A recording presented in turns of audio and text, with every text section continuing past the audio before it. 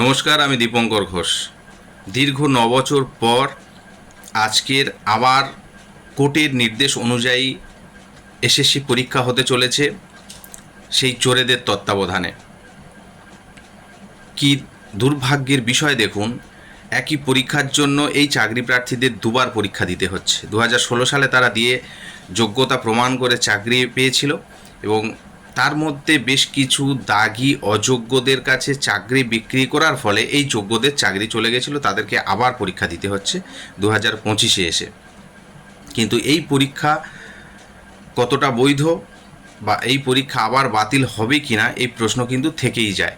কারণ সুপ্রিম কোর্টের নির্দেশ অনুযায়ী 7 তারিখের মধ্যে দাগিদের লিস্ট বার করার আদেশ দিয়েছিল সুপ্রিম কোর্ট, কিন্তু শুধুমাত্র 1806 জনের নাম বার করেছে পর্ষদ। কিন্তু এটা কি সত্যি এতটাই কম?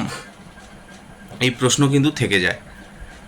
সত্যি কি এই রাজ্য সরকারের সদিচ্ছা আছে যে নতুনভাবে রিক্রুটমেন্ট করার, এই যোগ্য প্রার্থীদের হাতে চাকরি তুলে দেওয়ার? এই প্রশ্নের উত্তর সময় বলবে, তার জন্য অপেক্ষা করে থাকতে হবে।